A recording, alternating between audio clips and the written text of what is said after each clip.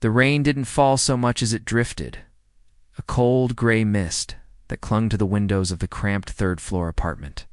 Inside, the air smelled of stale coffee and the metallic temps of a radiator that clicked and groaned but never quite got warm. Leo sat at the small kitchen table, his head buried in his hands. His fingers traced the deep ridges of his forehead, feeling the exhaustion that seemed to have settled into his very bones.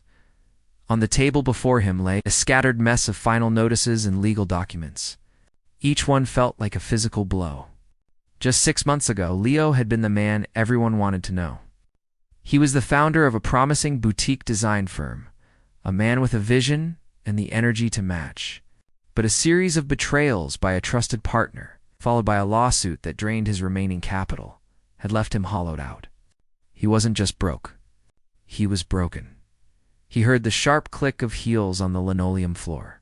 He didn't look up. He knew that sound. It was the sound of a woman who was losing her patience with a life she never intended to live. Alina walked into the kitchen. Her coat still on, her face tight with a familiar expression of distaste. She looked at the small, cramped space, the peeling wallpaper, the flickering overhead light, and the man who seemed to be shrinking into his chair as if she were looking at a crime scene. "The landlord called me today, Leo," she said. Her voice wasn't loud, but it had an edge that cut through the silence of the room. "He said the payment didn't clear." Again, Leo finally looked up. His eyes were bloodshot, the dark circles beneath them looking like bruises. "I told him I'd have it by Friday. I'm just waiting on the final payout from the equipment liquidation." "It's a process, Alina. Everything is a process right now." Alina laughed, a short, dry sound that lacked any warmth. She set her designer handbag on the counter, careful to keep it away from a sticky spot on the laminate. "A process. Leo, we've been in a process for half a year. I've watched you sell your car. I've watched you sell your watch. I've watched us move from a beautiful condo with a view of the park to ... This." She gestured vaguely at the stained ceiling. "I can't breathe in here." "I know it's hard," Leo said softly, his voice cracking. He stood up and took a step toward her, reaching out a hand. "But I'm working on something. Those designs I showed Yutha once for the sustainable modular units. If I can just get the patent filed, if I can just get one meeting with the city planning board." Alina stepped back, avoiding his touch. "Designs. Leo, you're living in a fantasy world. You're a man with no office, no staff, and no credit. You're obsessed with these notebooks and these ideas while the world is moving on without us. I went to dinner with Claire and Julian tonight. Do you know how embarrassing it is? They asked where you were, and I had to lie. I had to tell them you were consulting because I couldn't bear to tell them you were sitting in the dark in a studio apartment staring at a wall." Leo felt a familiar ache in his chest. It wasn't the loss of the money that hurt the most. It was the realization that the woman he had loved for 4 years saw him as a social liability. When things were good, when he was picking up the check at 5-star restaurants and taking her on weekend trips to the coast, she had been his biggest cheerleader. Now, he was a weight around her neck. "Is that what this is about?" Leo asked, his voice steadying. "Embarrassment. I'm trying to survive, Alina. I'm trying to rebuild a foundation so we can have a future. I thought we were a team." Alina began to pace the small kitchen, her heels clicking like a ticking clock. "We were a team when there was a game to play. But there's no game anymore, Leo. There's just you, drowning, and you're trying to pull me under with you. I looked at you today when I walked in, and I didn't see the man I fell in love with. I saw a ghost. I saw a loser." The word hung in the air, heavy and poisonous. Leo felt the last spark of hope inside him flicker. He had endured the loss of his business, the betrayal of his partners, and the death of his father, all in the same year. He had stayed upright because he thought he had a home in her. "A loser," he repeated quietly. "I'm 30 years old, Leo," Alina said, her voice rising now. "I'm in the prime of my life. I'm not going to spend my best years waiting for a maybe. I'm not going to spend my weekends at the laundromat and my nights eating canned soup because you have a vision. I deserve a life that reflects who I am. And this isn't it." She turned and walked into the bedroom. Leo followed her, standing in the doorway. He watched as she pulled a large suitcase from under the bed, the expensive leather suitcase he had bought her for her birthday 2 years ago. She began throwing her clothes into it with practiced efficiency. She wasn't crying. She wasn't even angry anymore. She was just done. "Where will you go?" Leo asked. "My sister's for a few days. Then, I've already spoken to Julian. He has an opening at his firm in the city and he's helping me find a place near the office. It's a fresh start, Leo. Something you should try to find for yourself." Leo watched her pack. He wanted to beg her to stay. He wanted to tell her that he had a breakthrough on the structural integrity of the new designs just that morning. He wanted to tell her that he had finally found the old journals his father had left him. Journals filled with unconventional engineering secrets that were worth more than any bank account. But he looked at her face, focused only on the silk dresses and the jewelry she was tucking away, and he realized she wouldn't care. She didn't want the man. She wanted the lifestyle the man provided. "You're leaving me when I'm at my lowest," Leo said, his voice devoid of emotion. "You realize that once you walk out that door, there's no coming back. Not when things get better. Not ever." Alina zipped the suitcase shut and stood up. She pulled the handle and looked him in the eye. There was no flicker of regret, only a cold, hard resolve. "Things aren't going to get better, Leo. That's the dream you're clinging to because the reality is too ugly to face. You're broke. You're broken. And I'm not a nurse. I'm not a bank. I'm a woman who knows her value." She pushed past him, her suitcase wheels rattling over the threshold of the bedroom. She didn't look back as she walked to the front door. Leo stood in the middle of the empty kitchen, the silence of the apartment rushing in to fill the space she had occupied. He heard the front door click shut. The sound was final. For a long time, Leo didn't move. The radiator hissed. The rain continued to beat against the glass. He felt a strange sensation, not the crushing weight he expected, but a sudden, sharp clarity. The anchor that had been dragging him down into the depths of his own despair had finally cut itself loose. He walked over to the kitchen table and cleared away the debt notices. He pushed them into a pile and set them on the floor. In their place, he laid out a worn, leather-bound notebook. It was his father's old ledger, but between the pages of accounts were sketches of a revolutionary cooling system. A way to harness natural airflow in urban environments that could change the face of modern architecture. Leo sat down. He picked up a pencil. His hands were shaking, but his mind was starting to roar. Alina had seen a man with no money and decided he had no value. She hadn't bothered to look at the work. She hadn't bothered to see the brilliance hidden behind the exhaustion. He turned to a fresh page and began to draw. He was alone, he was penniless, and according to the world, he was a failure. But as the lead hit the paper, Leo realized for the first time that being broken meant the light could finally get in. He wasn't just going to survive. He was going to build something that would make the world forget he ever fell. And as for the woman who walked away, she had no idea that the man she just abandoned was sitting on a gold mine of ideas that would soon make his previous success look like pocket change. She wanted a man with a heavy wallet. She didn't realize she was leaving a man with a mind that could build empires. The night grew deeper, the apartment colder, but Leo didn't feel the chill. He was already somewhere else, designing a future where he would never be broken.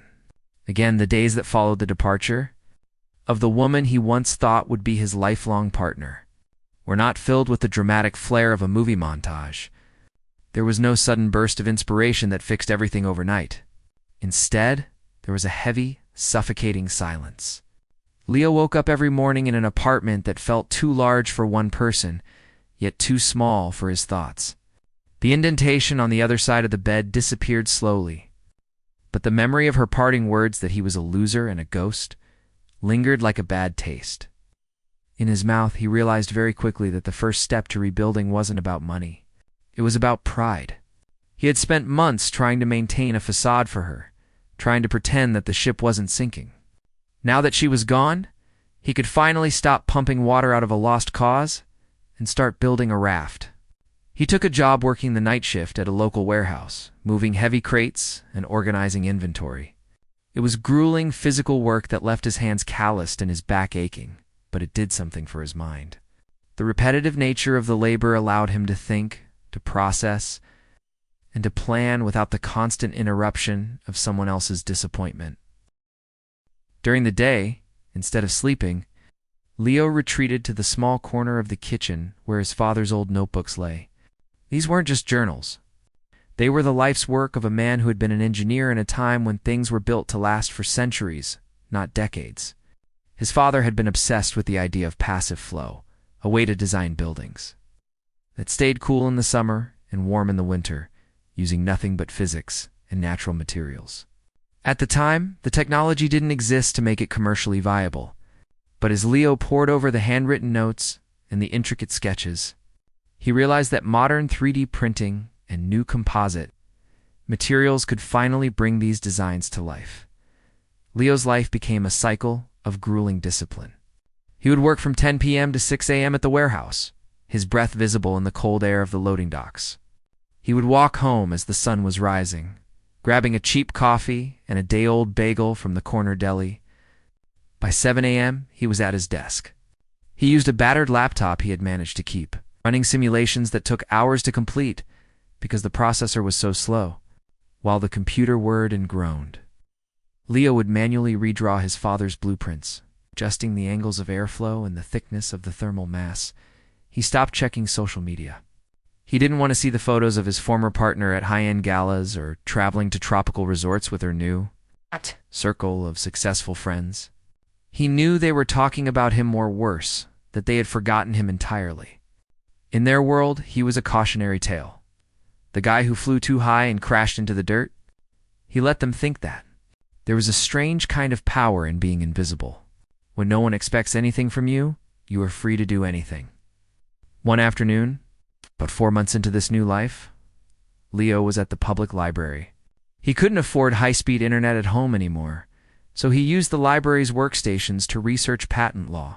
He was exhausted, his eyes burning from lack of sleep, when a man sat down at the table next to him. The man was older, wearing a tweed jacket that had seen better days, and he was struggling with a complex architectural rendering. Software on one of the library's older computers. Leo watched for a moment as the man fumbled with the settings.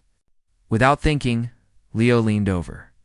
If you change the light source parameters to a global illumination setting, it won't crash the GPU, he said softly. The man looked up, surprised. I've been trying to fix this for an hour. How did you know that?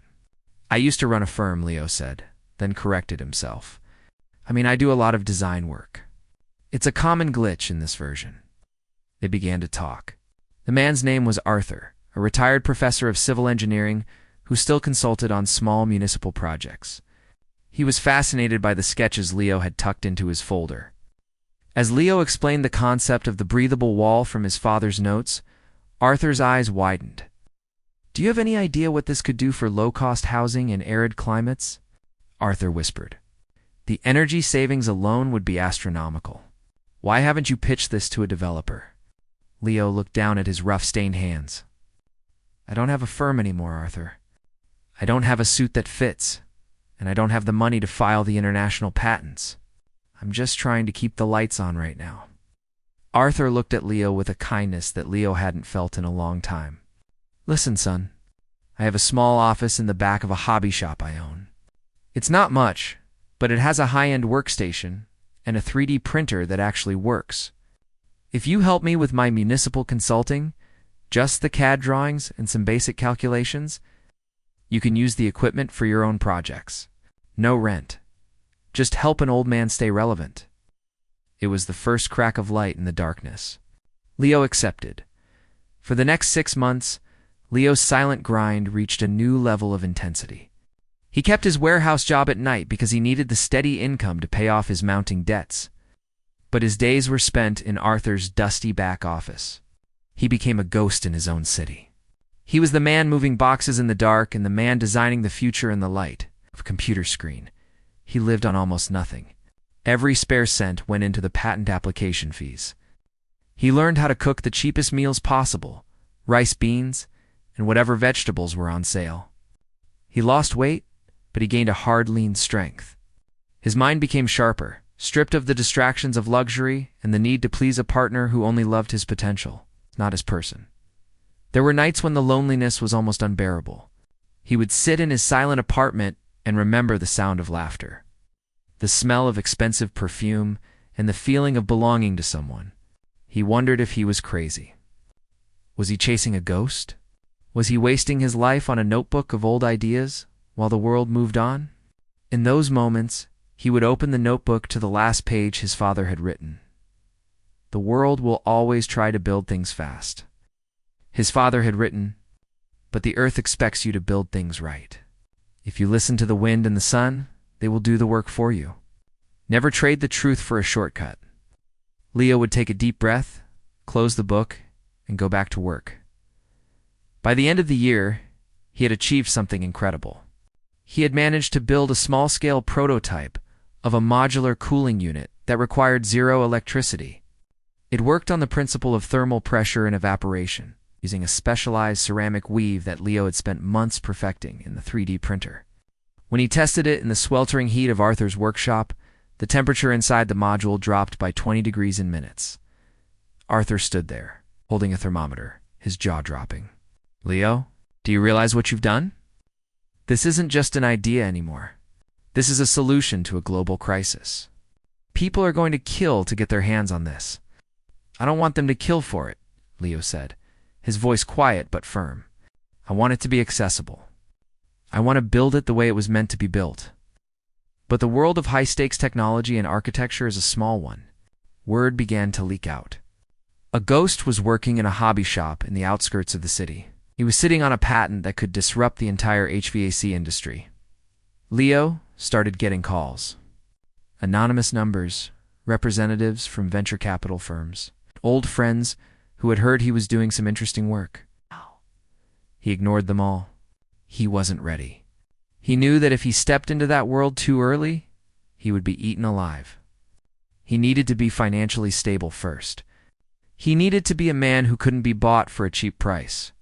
One evening, as he was leaving the warehouse, he saw a familiar car parked near the loading dock. It was a sleek silver sedan, the kind of car he used to drive. A man stepped out, someone Leo recognized from his old life. It was Julian, the man his former partner had gone to work for. Julian looked at Leo's high-visibility vest and his suit stained, faced with a mixture of pity and smugness. "Leo, is that really you? I heard you were working some industrial jobs." But I didn't believe it. Leo didn't hide his face. He didn't look down. He just stood there, holding his lunch pail. "Hello, Julian. What brings you to this part of town?" "I'm looking for a designer," Julian said, leaning against his expensive car. "Someone told me there's a guy around here with a patent for a passive cooling system." "I didn't realize it was you." "Listen, I know things have been tough. Why don't you come by the office?" She, ... Well, you know who. She's my head of marketing now. We could probably find a place for you. We'll buy the patent off you for a fair price, give you a steady salary. It's better than moving boxes, right?" Leo looked at Julian and saw the world he had left behind. He saw a man who thought everything had a price tag, and he saw the shadow of the woman who had walked away because she couldn't see the value in the struggle. "The patent isn't for sale, Julian," Leo said calmly. Julian laughed. "Come on, Leo. Look at you. You're exhausted. You're living in a dump. Take the win while it's on the table. In 6 months, some big corporation will just find a way to work around your patent anyway. Sell it now, get your life back, and maybe you can even win her back. She talks about you sometimes, you know, mostly about how she wishes you hadn't given up." Leo felt a surge of cold anger, but he kept it under control. "I didn't give up, Julian. I just stopped playing the wrong game. And tell her. Tell her I'm doing exactly what I'm supposed to be doing." As Julian drove away, shaking his head at Leo's stubbornness, Leo looked up at the stars. He was broke, yes. He was tired, yes. But for the first time in his life, he owned himself. He had a secret wealth that Julian and his former partner would never understand, the wealth of a man who has been through the fire and didn't melt. He went back to his apartment, sat at his small table, and opened his notebook. He had one more calculation to finish. The grind wasn't over. But the silent part was coming to an end. Soon, the world would see what he had been building in the dark. The turning point did not come with a loud bang or a celebratory toast. It arrived on a Tuesday afternoon, delivered in a plain manila envelope that smelled of expensive stationery and fresh ink. Leo was in the back of the hobby shop, his hands stained with the gray dust of a ceramic mold he had been sanding. Arthur was at the front desk, tinkering with a vintage model train, when the courier arrived. The letter was from a global infrastructure group based overseas.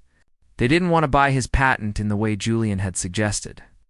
They wanted to license the technology for a massive urban renewal project across 3 continents.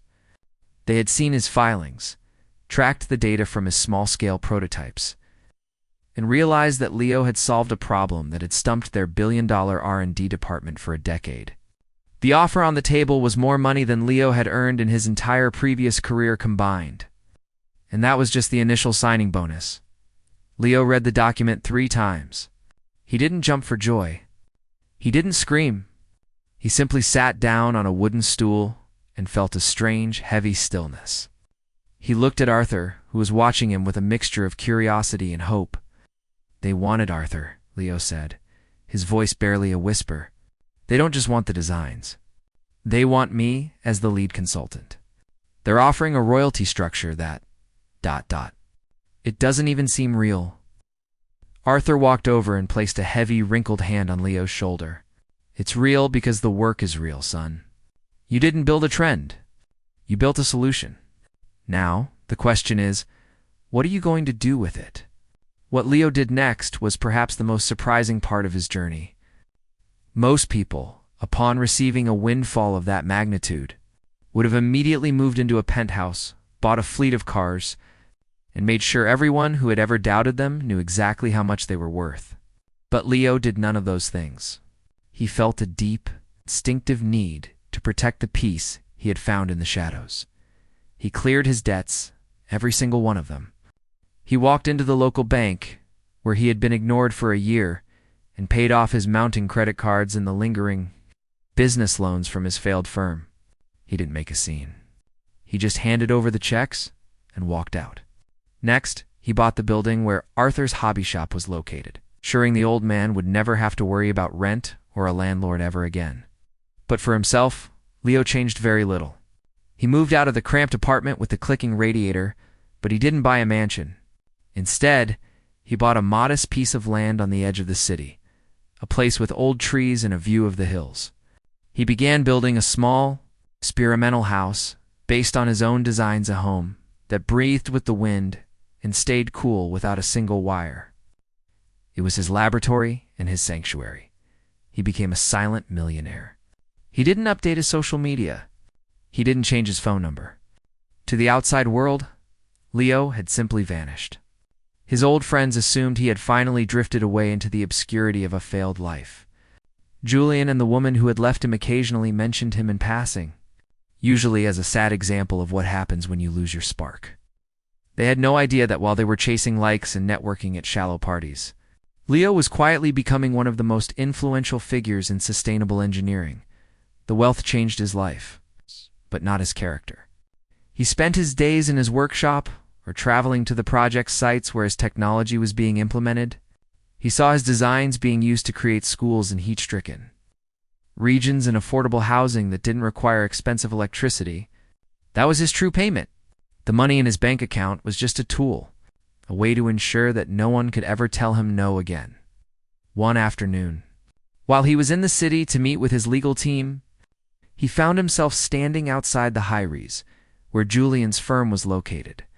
It was a glass and steel monolith. It's beautiful, but inefficient, the kind of building that fought against the environment instead of working with it. Through the lobby windows, he saw the lifestyle he used to crave. People were rushing about in tailored suits, clutching expensive coffees, their eyes glued to their phones. He saw a familiar figure standing near the elevators. It was the woman who had walked away when he was broken. She looked exactly the same, perhaps even more polished. She was laughing at something a man in a sharp blue suit was saying. She looked happy, or at least she looked successful. For a moment, Leo felt a pang of the old hurt, a ghost of the rejection that had nearly destroyed him. But then he looked at his own hands. They were clean now, but he could still feel the phantom weight of the crates at the warehouse. He felt the strength he had gained from those nights of labor. He realized that if she had stayed, he never would have looked into those notebooks. He would have kept trying to sustain a life that was hollow just to keep her from leaving. Her departure was the catalyst for his greatness. She hadn't just walked away from his poverty. She had walked away from the person he had to become to be truly wealthy. Leo turned and walked away before she could see him. He didn't need her to know. He didn't need a gotcha moment. He had a different kind of wealth now, the kind that didn't need an audience to exist. As the months turned into a year, the breathable wall technology became a sensation in the industry. The media began to hunt for the mysterious L. Vance listed on the patents. They wanted the story of the genius who had revolutionized urban cooling. But Leo stayed behind the scenes, using a series of trusts and holding companies to manage his affairs. He preferred the company of Arthur and the quiet of his hillside home, however. Life has a way of bringing people back together, often when they least expect it.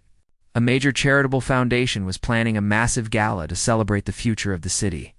They had invited every major player in the industry, including Julian's firm, and as the primary benefactor of the event, a man whose identity was still a closely guarded secret, Leo, was required to attend. He sat in his quiet home, looking at the formal invitation. He thought about the small kitchen with the peeling wallpaper. He thought about the sound of a suitcase zipping shut. He thought about the man who had been called a loser. In the dark, he realized that the hidden wealth he possessed wasn't the millions in the bank. It was the fact that he no longer needed anyone to tell him who he was. He was ready to step back into the light, not to prove his worth to them, but to finally see for himself how far he had climbed. He called his tailor, the one who had been working on a specific, understated suit for him. "I'll be attending the gala," Leo said, "and I think it's time we stop being so quiet." The stage was set. The wealth was no longer hidden. It was a foundation. And as Leo prepared for the evening, he knew that the most shocking thing for those who had left him wouldn't be his money. It would be the look in his eyes, the look of a man who had broken, only to be put back together with gold in the cracks. The evening of the gala arrived with a crisp, biting wind that whistled through the canyons of the city's financial district. The venue was a masterpiece of glass and light, a soaring ballroom at the top of a skyscraper that overlooked the harbor. Outside, a line of sleek black cars idled, dropping off women in shimmering gowns and men in sharp, expensive tuxedos. It was a world of high stakes, big egos, and the kind of wealth that liked to make a lot of noise. Leo arrived in a simple car, driven by a man he had met during his days at the warehouse, a hard-working guy he had helped out with a private loan once things turned around. Leo didn't want a limousine or a flashing siren.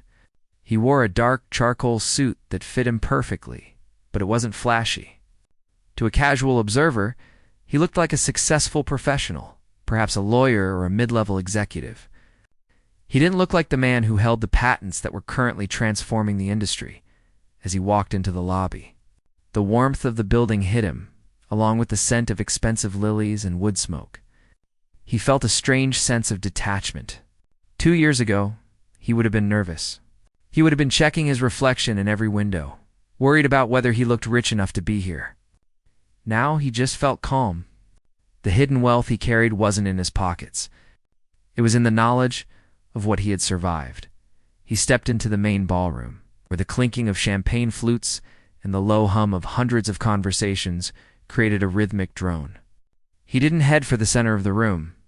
Instead, he took a glass of water from a passing tray and stood near a large architectural model of a new sustainable city project. Project that was only possible because of his designs. It's impressive, isn't it? A voice said from behind him. Leo turned. It was Julian.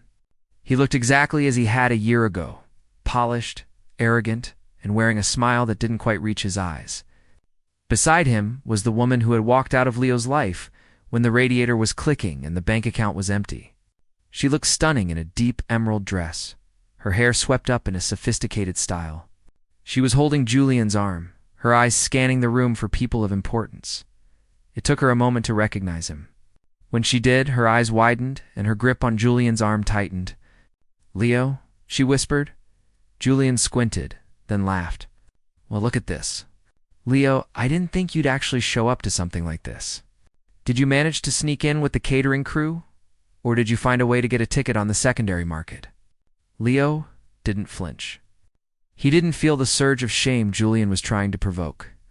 "I was invited, Julian. It's a public event for the industry." The woman looked at Leo's suit. She looked at the way he stood straight, balanced, and completely unafraid. She saw the lack of desperation in his eyes, and it clearly confused her. "You look different, Leo," she said, her voice softer than it had been during their final fight. "I heard you were working in a warehouse. Julian told me he saw you in a vest, moving boxes." "I was," Leo said simply. "It was good work. It taught me a lot about how things actually get built." Julian chuckled patronizingly. "Well, good for you. Everyone needs a hobby. But listen, since you're here, you should probably stay in this corner. The people in the center of the room, they're the heavy hitters. We're actually here because we're hoping to meet the founder of the Breathable Wall project. Word is, he's making his first appearance tonight. He's the one who's going to make my firm a household name once we license his tech." Leo looked at the architectural model again. "You think he'll license it to you?"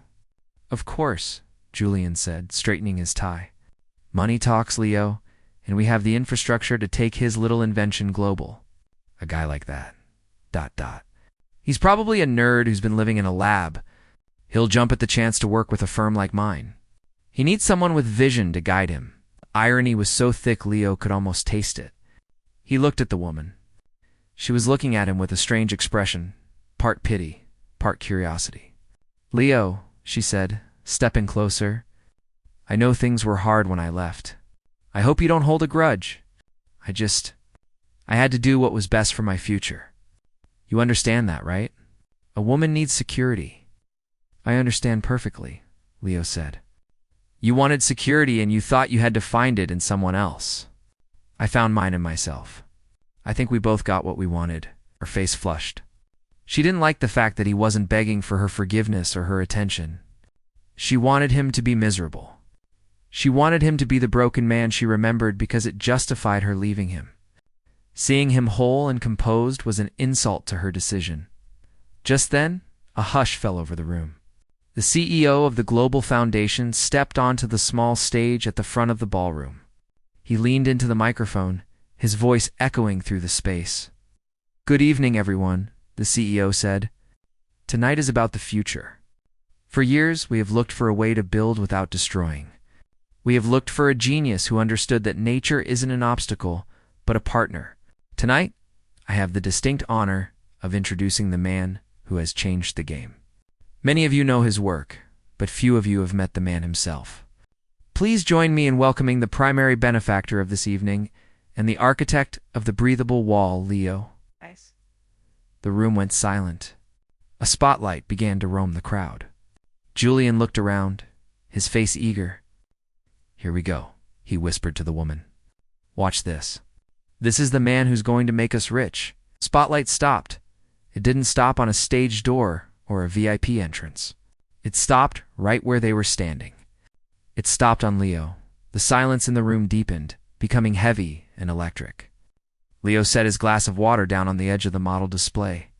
He looked at Julian, whose jaw had literally dropped, his face turning a ghostly shade of white. He looked at the woman, whose hand had flown to her mouth, her eyes darting between Leo and the stage in utter disbelief. "Excuse me," Leo said quietly.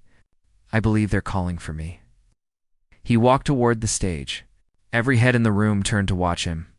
The warehousing guy, the broken man, the loser.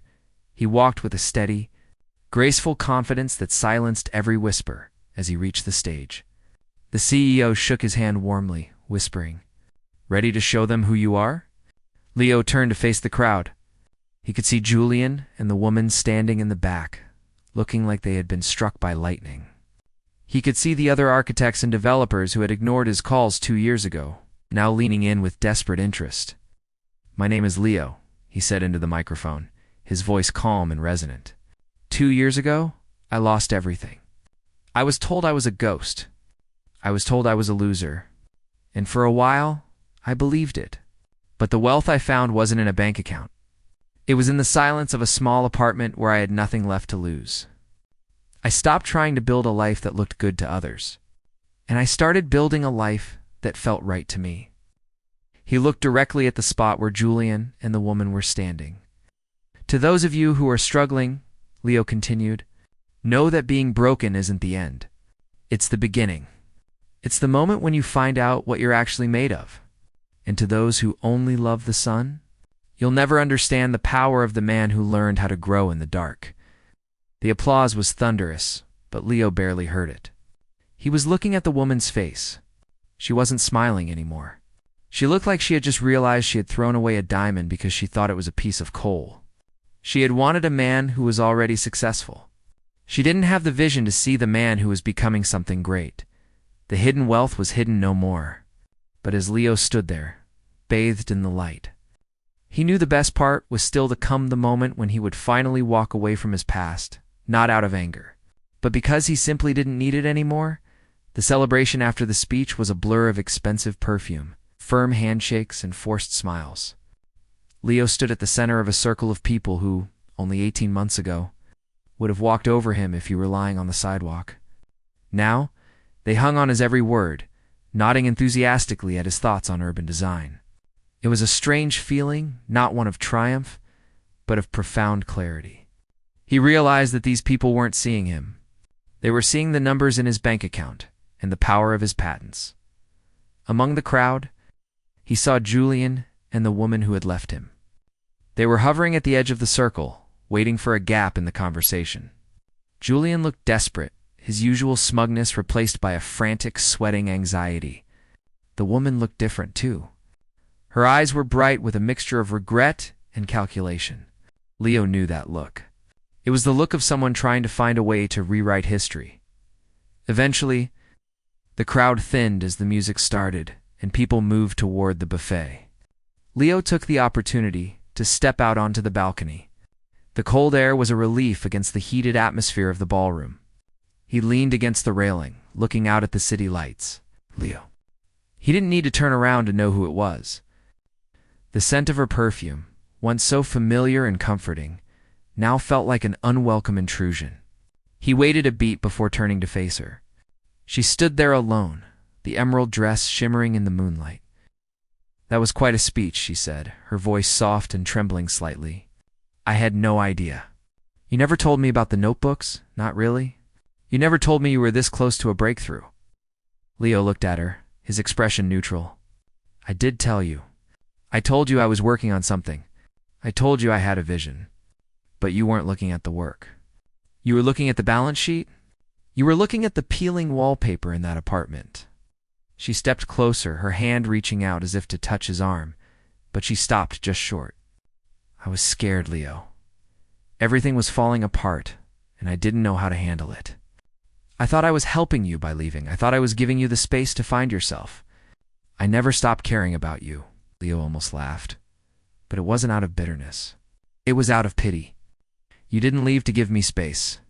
You left because you thought I was a sinking ship, and you didn't want to get your shoes wet. You didn't want the man who moved boxes. You wanted the man who stood on this stage, but you don't get one without the other. We could try again, she whispered, her eyes searching his. Now that the pressure is off, we know each other better than anyone. Think about everything we built together before the crash. Didn't build anything, Leo said firmly. We decorated a lifestyle. There's a difference. Before she could respond, Julian appeared. He looked like a man who had practiced his apology in the mirror 100 times in the last 10 minutes. Leo, my friend. Listen, I wanted to apologize for earlier. I had no idea the patent I heard about was yours. It's incredible work, truly, my firm. We have the resources to really take this to the next level. We could form a partnership. Think of the legacy we could create. Leo looked at Julian, then back at the woman. He realized that they were perfect for each other. They both lived in a world where everything was a transaction, where people were assets to be managed or discarded based on their current market value. Julian, Leo said, his voice quiet but commanding, I've already signed an exclusive partnership with Arthur and a global foundation. We aren't looking for investors who only show up when the sun is shining. We're building for the people who live in the shadows. Your firm doesn't fit that model. Julian's face tightened. The mask of friendliness slipped for a second, revealing the anger underneath. You're making a mistake, Leo. You're letting your ego get in the way of $1 billion opportunity. Don't let a little grudge cost you your future. My future is doing just fine, Leo replied. And it's not a grudge. It's a choice. I'm choosing to work with people who know the value of a man when he's at his lowest. That's a lesson you'll never learn. Leo turned away from them, walking back into the ballroom. He didn't look back to see their reactions. He didn't need the satisfaction of their defeat. He felt a lightness in his chest that he hadn't felt in years. He had finally closed the door on a chapter of his life that had been defined by other people's expectations. The next morning, Leo drove out to the hillside home he was building. The structure was nearly complete. It was a simple, elegant house that seemed to grow out of the earth itself. There were no loud air conditioning units humming outside, no thick power lines cutting through the view. The air inside was naturally cool and fresh, moving through the breathable walls he had spent so many nights designing. Arthur was there, sitting on a wooden crate and drinking tea from a thermos. He looked up and smiled as Leo approached. How was the lion's den? Loud, Leo said, sitting down beside him. And very crowded. Did you find what you were looking for? Leo looked at the house, then at his hands that knew the weight of crates and the precision of a pencil. I found out that I don't belong there anymore. I thought I wanted their respect, but I realized that their respect is just as hollow as their rejection was. So, what's next? Arthur asked. Leo leaned back, looking up at the sky. Next, we build the school in the valley. Then we start the housing project for the warehouse district. I want to build things that matter, Arthur. I want to build things that stay standing when the money runs out. Over the next few years, Leo became a legend in his field, but he remained a man of few words. He never moved into a mansion. He never married a socialite. Instead, he lived in his quiet house on the hill, working in his garden and continuing to fill his notebooks with ideas. He occasionally heard news of the others. Julian's firm had struggled to keep up with the changing industry and eventually merged with a larger conglomerate, leaving Julian as a middle manager with a lot of debt and even more bitterness. The woman had moved on to another successful partner, but those who saw her said she always looked like she was searching for something she couldn't quite find. Leo's hidden wealth had become his greatest strength. It wasn't just the millions he used to fund his projects. It was the resilience of a soul that had been tested and found to be solid. He had learned that life doesn't break you to destroy you. It breaks you to see what's inside. And if what's inside is true, you can build an empire out of the pieces. One evening, as the sun was setting over the hills, Leo sat on his porch. He held his father's old notebook in his lap. He turned to the very last page, where he had written his own note beneath his father's words. Success is not being found by the world. Leo had written, Success is being found by yourself. The wealth they can see is temporary. The wealth they can't see is eternal. He closed the book, stood up, and walked inside his home. The walls breathed. The air was cool. And for the first time in his life, Leo was exactly where he was supposed to be. He was no longer the man life broke. He was the man who had used the break to build a world that would never fall again. The story of the man who lost everything only to find something better was told often in the city. But the real story was the one Leo lived every day, a life of quiet purpose, far away from the noise, where the only thing that truly mattered was the truth of the work and the peace of a settled heart. He had walked through the fire, and instead of burning, he had been forged. And that, he realized, was the only wealth worth having.